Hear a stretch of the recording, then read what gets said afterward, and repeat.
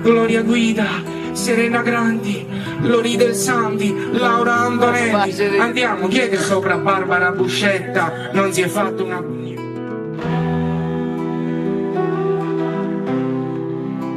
Benvenuti in soffitta! Se come me siete fan delle chicche dimenticate, siete nel posto giusto. Oggi vi porto indietro negli anni '80, un decennio senza internet, senza social media, un periodo in cui le riviste avevano un ruolo cruciale nella cultura popolare e sessuale dei giovani. Eh sì, le occasioni visive in quegli anni non erano molte e l'unica speranza di vedere un po' di pelle scoperta era legata soprattutto alla carta stampata. Quei tempi eroici quando, per noi adolescenti, ottenere una rivista con una tetta in copertina era quasi una missione.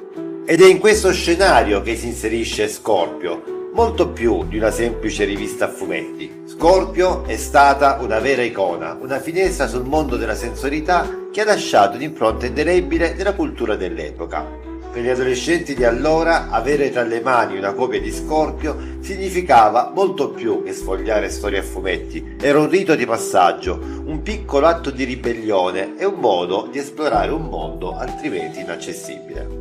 Preparatevi a una storia di fumetti, di copertine scollacciate e di sguardi imbarazzati all'edicola all'angolo della strada. E ricordate, se il viaggio vi piace, lasciate un like e iscrivetevi al canale per non perdervi i prossimi contenuti. Gli anni '80, un decennio vibrante di cambiamenti e novità, ma ancora privo di internet. In quel periodo la carta stampata era re e regina dell'informazione e della cultura popolare. Riviste e giornali erano non solo fonti di notizie, ma veri e propri catalizzatori di tendenze e di scoperte personali, soprattutto per i giovani. Senza l'accesso istantaneo alle informazioni che abbiamo oggi, le riviste assumevano un ruolo cruciale, diventando guide essenziali per esplorare e comprendere il mondo circostante. In questo contesto Scorpio emergeva come una pubblicazione distintiva. Non si limitava a raccontare storie di fumetti. Scorpio era una finestra aperta anche sul mondo dello spettacolo e della bellezza femminile. Con le sue copertine ammiccanti che ritraevano le star del cinema, cantanti e showgirl, spesso in pose provocanti e seducenti, Scorpio non solo catturava l'attenzione, ma parlava direttamente a un pubblico giovane e curioso, offrendo uno sguardo sulle icone della bellezza e del desiderio dell'epoca. Queste immagini e questi racconti servivano come punto di partenza per esplorazioni personali e, spesso, come primo discreto approccio all'educazione sessuale. Mi chiamo Checco e sto sul gabinetto. Cara Federica, da 20 anni non la smetto. Per molti adolescenti Scorpio, che ricordiamo non è mai stato vietato ai minori nemmeno di 14 anni, rappresentava un modo sicuro e privato per soddisfare la curiosità riguardo a temi e tabù, esplorando storie che mescolavano l'avventura al sensuale.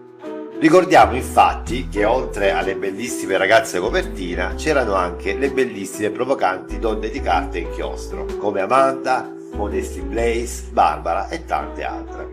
La rivista offriva così un mix unico di intrattenimento e provocazione, stimolando l'immaginazione e influenzando sottilmente la percezione della sessualità e della cultura popolare tra i giovani lettori. Per farla breve, Scorpio non era solo una rivista a fumetti, era il simbolo di un'era, un ponte verso mondi altrimenti inaccessibili, giocando un ruolo fondamentale nel modellare le attitudini e le aspettative culturali di una generazione. Durante gli anni d'oro di Scorpio, le copertine della rivista erano vere e proprie vetrine che esibivano alcune delle più affascinanti bellezze dell'epoca. Attrici e showgirl come Edwige Fenech, Carmen Russo, Nadia Cassini, Eleonora Giorgi, Michela Miti, Sabrina Siani, Carmen Villani, icone di una sensualità e di una libertà espressiva che solo il cinema e il mondo dello spettacolo potevano offrire. Sabrina Ferilli, Menzi Brilli, d'abbraccio Milli. Una volta, credetemi, ero quasi impazzito. Marisa Laurito. Queste donne, con il loro fascino, non solo attiravano gli sguardi, ma definivano gli ideali di bellezza e di seduzione del tempo.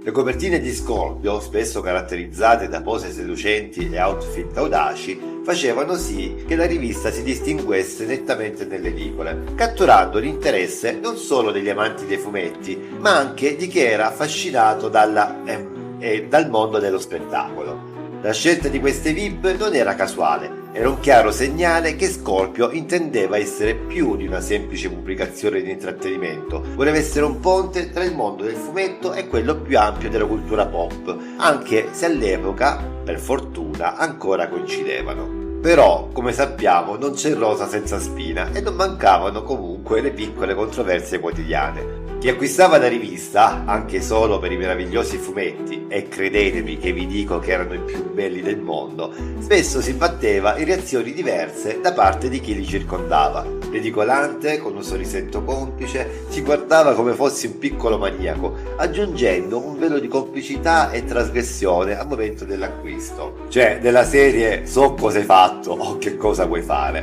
Non mancavano poi gli sguardi di disapprovazione. La vicina di casa, magari quella più bigotta, non perdeva occasione per lanciare occhiate disgustate o scuotere la testa mentre passavi con la tua copia di Scorpio sotto il braccio. Queste reazioni diventavano parte dell'esperienza di Scorpio, quasi un rito di passaggio per i giovani lettori che sentivano di sfidare in piccola parte le norme e le aspettative del loro ambiente grazie a una semplice rivista di fumetti. Scorpio era un crogiolo di creatività e innovazione nel panorama dei fumetti. Lanciata nel 1977, questa rivista settimanale si distingueva per la sua capacità di offrire una varietà eccezionale di storie, soprattutto historietas, così si chiamano i fumetti argentini, che spaziavano dal thriller al fantastico, dall'avventura alla fantascienza, senza trascurare le storie a sfondo erotico che tanto attiravano l'attenzione. Impossibile elencare tutti i capolavori del fumetto che sono passati su Scorpio e sua sorella Raggio Story. Dago, l'Eternauta, Savarese, Cybersix, Yor, Barbara, Nippur, un elenco troppo lungo per stare in un solo video. La qualità delle narrazioni era elevata, curata nei dettagli tanto nei testi quanto nelle illustrazioni, che erano opera di veri maestri dell'epoca: Zanotto, Breccia, Ostreld, Salinas, Gimenez, Trigo, impossibile elencarli tutti. La vita editoriale di Scorpio è stata segnata da alti e bassi, riflettendo le turbolenze del mercato editoriale e le mutevoli preferenze del pubblico. Dopo il suo lancio, nel 1977, la rivista ha rapidamente guadagnato popolarità, diventando uno dei titoli di punta della casa editrice Lancio, poi Euroeditoriale, oggi attuale Aurea. Il successo di Scorpio nei primi anni si basava sulla capacità di mescolare sapientemente contenuti audaci con una narrazione di alta qualità, attrattiva tanto per un pubblico giovane quanto per i lettori più maturi. Tuttavia, con l'avvento negli anni 90 e 2000, con l'ascesa di internet e delle nuove tecnologie, la crisi del fumetto e della carta stampata, Scorpio ha iniziato a risentire della competizione, che ha eroso lentamente parte del suo pubblico. Nonostante gli ostacoli, Scorpio ha continuato e continua a pubblicare fumetti che mantengono un certo livello di qualità e di fedeltà al suo stile, anche se le storietas hanno ormai lasciato il posto alle bande snè e con la tiratura e visibilità ridotte rispetto agli anni d'oro. Attraverso queste fasi Scorpio ha dimostrato una notevole resilienza, adattandosi dove possibile e mantenendo uno zoccolo duro di fedeli lettori, anche se molti, me compreso, che lo compro e lo leggo ancora, continuiamo a ricordare con nostalgia i vecchi fasti. Tornando agli anni '80, però, all'epoca Scorpio non era solo una rivista di fumetti, era un fenomeno culturale che ha lasciato un'impronta indelebile su una generazione. Attraverso le sue pagine ricche di avventura, mistero, intrighi e le sue copertine ammiccanti con le donne nude, Scorpio ha influenzato profondamente l'estetica e il modo di concepire l'erotismo e l'arte della narrazione nei giovani lettori. La rivista ha introdotto una serie di stili visivi innovativi che hanno spostato i confini di ciò che era considerato accettabile in termini di rappresentazione grafica, spingendo i lettori a esplorare nuove forme di espressione artistica. L'approccio di Scorpio all'erotismo in particolare ha giocato un ruolo cruciale nel modellare la percezione della sessualità tra i giovani. Le copertine sensuali e i contenuti che spaziavano dall'implicito al dichiaratamente erotico hanno offerto una forma di educazione sessuale alternativa in un'epoca in cui l'argomento era ancora tabù in molti contesti. Inoltre, la narrazione complessa e multistrato presente in Scorpio ha arricchito l'immaginario dei suoi lettori, elevando il fumetto a un livello di narrazione sofisticata paragonabile alla letteratura e al cinema. Questo ha aiutato a cambiare la percezione dei fumetti, da semplici intrattenimenti per bambini a forme d'arte valide e rispettabili. Guardando indietro la Golden Age di Scorpio, è chiaro che riviste come questa hanno avuto un ruolo significativo nel plasmare non solo le dinamiche sociali e culturali dell'epoca, ma anche nel definire ciò che sarebbe stato accettabile e desiderabile nelle decadi successive. L'eredità di Scorpio, quindi, va oltre il suo contenuto editoriale, risiede nella sua capacità di aver stimolato una riflessione più ampia su come intendiamo l'arte, la cultura e la libertà espressiva. E così, cari soffittari, giungiamo al termine del nostro viaggio negli anni '80 con Scorpio, un vero e proprio gigante tra le riviste dei fumetti. Ora però vorrei sentire da voi. Avete ricordi legati a Scorpio? Quali storie o copertine vi sono rimaste impresse? C'è qualche personaggio o rivista che vorreste vedere nei prossimi episodi? I suggerimenti sono sempre ben accetti, scriveteli nei commenti.